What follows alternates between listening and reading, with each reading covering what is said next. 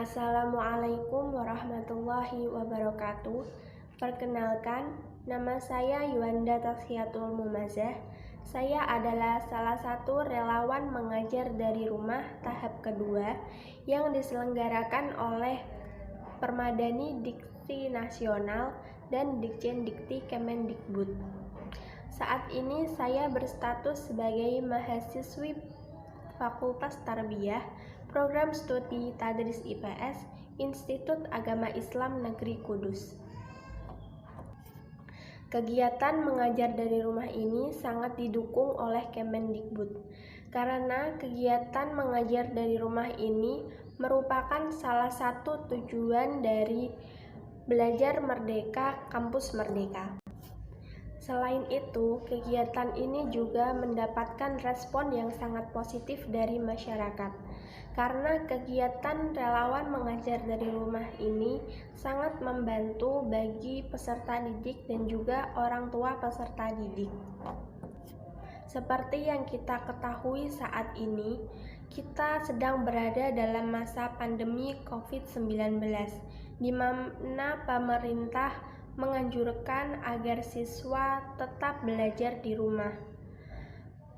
Kebijakan belajar di rumah ini ditetapkan oleh pemerintah untuk mencegah penularan COVID-19. Dalam kondisi ini, tidak sedikit orang tua yang mengeluh kesusahan dalam membimbing anaknya belajar di rumah. Apalagi bagi mereka yang anaknya masih berada di jenjang TK ataupun SD. Anak-anak yang masih berada di jenjang TK sudah pasti tidak bisa belajar secara mandiri, melainkan masih membutuhkan bimbingan dari orang tua ataupun gurunya. Selanjutnya, saya akan menceritakan bagaimana saya bisa menjadi relawan mengajar dari rumah. Pada awalnya, saya mendapatkan informasi dari grup PMII atau Pergerakan Mahasiswa Islam Indonesia. Informasi tersebut di-share oleh salah satu kakak tingkat saya. Kemudian, kakak tingkat saya menjelaskan sekilas apa itu program mengajar dari rumah. Setelah dijelaskan oleh kakak tingkat saya apa itu program mengajar dari rumah, saya tertarik untuk mengikuti kegiatan relawan mengajar dari rumah ini. Karena pada saat itu, saya melihat orang tua peserta didik yang di lingkungan sekitar saya, mereka rata-rata mengeluh tidak dapat membagi waktu antara bekerja dan juga membimbing anak-anaknya belajar di rumah. Karena rata-rata orang tua peserta didik yang berada di sekitar lingkungan saya bekerja sebagai buruh pabrik, di mana mereka harus bekerja dari pagi hari hingga petang. Sehingga waktu mereka untuk membimbing anaknya belajar sangatlah minim. Tidak sedikit pula dari mereka yang saat pulang kerja anaknya justru sudah tidur karena mereka pulang begitu larut. Banyak anak-anak di sekitar rumah saya yang tidak terkontrol jam belajarnya. Banyak juga dari mereka yang mulai diberlakukannya belajar dari rumah ini, mereka jadi tidak belajar. Mereka lebih asik bermain bersama teman-temannya. Maka dari itu, saya ingin mengikuti kegiatan relawan mengajar ini untuk membantu orang tua peserta didik mengajar anak-anak mereka, membimbing anak-anak mereka, dan membantu anak-anak mereka dalam mengerjakan tugas-tugas sekolahnya. Selain mengajar anak-anak membaca, menulis, dan juga membantu mengerjakan tugas-tugas mereka di sekolah, saya juga mengajar mereka mengaji. Anak didik saya saat saya menjadi relawan mengajar dari rumah merupakan masih anggota keluarga saya sendiri dan juga tetangga-tetangga terdekat saya. yang tepatnya di RT 3 RW 5 Desa Mayonglor, Kecamatan Mayong, Kabupaten Jepara. Mereka rata-rata berjenjang TK dan juga SD dengan kelas yang berbeda-beda. Biasanya saya mengejar anak didik saya saat setelah maghrib atau setelah maghrib sampai sekitar jam 8 atau jam 7. Selanjutnya, saya akan menceritakan bagaimana proses mengajar saya selama saya menjadi relawan mengajar dari rumah. Yang pertama, seperti yang tertera pada foto, ini adalah pertama kali saya mengajar anak-anak. Pada waktu itu, anak-anak sangat malas untuk belajar untuk pertama kalinya. Karena saya melihat anak-anak yang begitu bermalas-malasan, jadi saya gunakan pertemuan pertama tersebut sebagai waktu perkenalan, dan juga saya ajak anak-anak bermain game, bernyanyi supaya mereka tidak bosan dan mereka mau mengikuti pembelajaran selanjutnya. Seperti yang saya jelaskan tadi, di hari pertama saya tidak memulai materi dan memilihnya untuk sebagai perkenalan dengan peserta didik dan dimulai dengan bermain game dan juga bernyanyi. Di hari berikutnya saya memilih untuk mengaji peserta didik. Sebelum pelajaran dimulai, saya tanya terlebih dahulu kepada peserta didik apakah mereka sudah mengenal huruf hijaiyah atau belum. Setelah saya tes, ternyata masih banyak dari mereka yang belum mengenal huruf hijaiyah, melainkan mereka mengaji hanya sekilas dengan hafalan dari apa yang mereka dengar. Karena ternyata masih banyak anak didik saya yang belum mengenal huruf hijaiyah atau belum tahu bentuk-bentuknya gitu ya. Mereka hanya hafal hurufnya dari alif sampai ya saja, tapi mereka belum bisa membedakan ini yang bentuk ini huruf alif, yang bentuk ini huruf ba, belum bisa.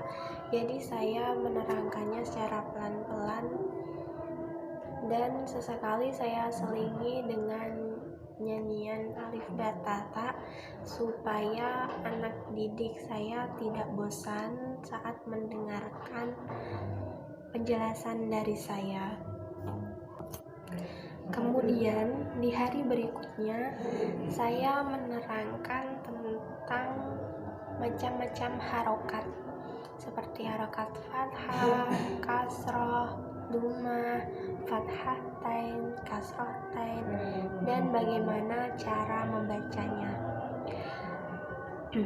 Dan saya menerangkannya langsung saya terapkan dengan huruf hijaiyah yang sudah saya terangkan pada pertemuan sebelumnya.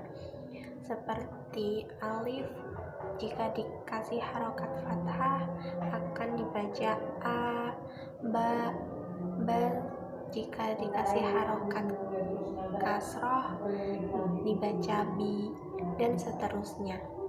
Kemudian saya mengajarkan secara pelan-pelan bacaan a, i, u, ba, bi, bu, dan saya terangkan secara pelan-pelan supaya anak didik saya juga dapat memahaminya dan tidak merasa kebingungan. Di hari berikutnya, seperti yang tertera pada gambar di samping ini, ada anak didik saya yang mendapatkan tugas dari gurunya untuk membaca salah satu buku. Dari sekolah diberikan buku membaca dan ditugaskan untuk membaca. Kemudian saya menjelaskan dan saya tuntun supaya anak didik saya juga tidak kebingungan dalam membacanya. Dan ternyata anak didik saya ini masih bingung membedakan antara huruf B dan huruf D. Saat membacanya sempat terbalik-balik, sehingga saya menyuruhnya membaca berulang-ulang kali supaya dia juga tidak lupa dan tidak terbalik-balik dalam membacanya. Setelah itu, setelah dibaca secara berulang-ulang kali, alhamdulillah peserta didik dapat memahami dan membedakan antara huruf B dan huruf D.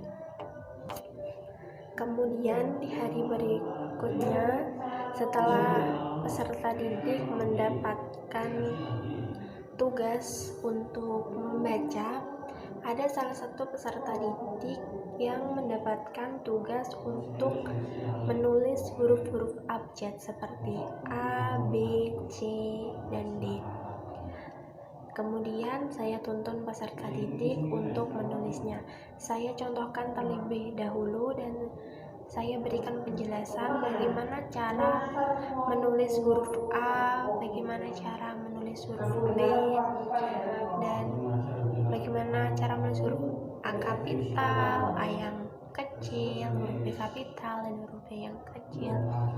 Setelah saya contohkan, saya menyuruh peserta didik saya untuk mengulanginya kembali apa yang telah saya contohkan tersebut. Dan peserta didik alhamdulillah memahaminya dan sudah bisa menulis huruf-huruf abjad meskipun belum bisa menulis per kata. Di hari berikutnya ini saya kembali mengaji lagi, dan setelah di hari sebelumnya saya sudah menerangkan tentang huruf hijaiyah dan juga harokat-harokatnya.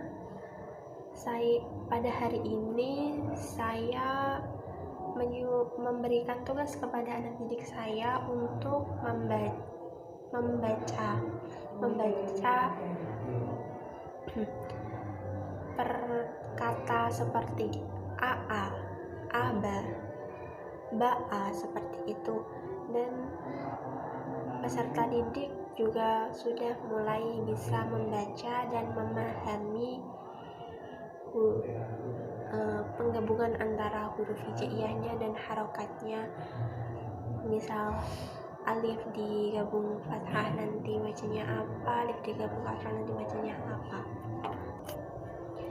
Dan pada gambar yang tertera di samping saya ini, setelah kemarin saya mengajar anak-anak yang berusia TK, terus TK dan SD kelas 1, SD kelas 2, dan menjelaskan huruf hijaiyah dan harokat.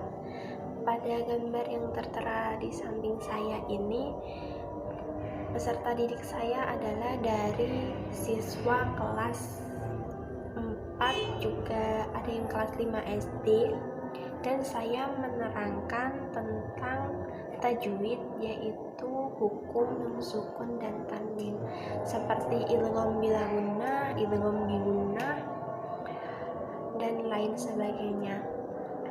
Dan saya langsung menyuruhnya untuk mempraktekkan dalam membaca Al-Quran, dan alhamdulillah peserta didik saya dapat memahaminya dan langsung mempraktekkannya dalam membaca Al-Quran.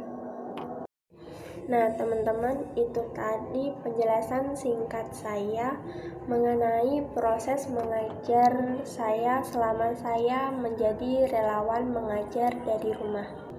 Saya senang dapat menjadi anggota relawan mengajar dari rumah. Dengan adanya program ini, saya mendapatkan banyak pengalaman baru. Dan semoga program mengajar dari rumah ini dapat terus berlanjut dan dapat lebih baik lagi. Cukup sekian dari saya. Apabila ada kesalahan, saya mohon maaf. Wassalamualaikum warahmatullahi wabarakatuh.